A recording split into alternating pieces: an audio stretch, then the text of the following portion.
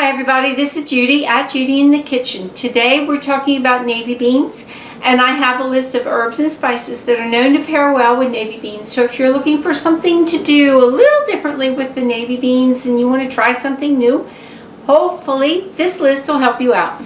Navy beans go well with bay leaves, basil, cloves, coriander seeds, cumin, fennel seeds, garlic, mustard, this would be dry mustard powder or mustard seeds, oregano, paprika, that would be sweet paprika, and also smoked paprika, parsley, black pepper, red pepper flakes, rosemary, salt, sage, savory, thyme, and tarragon.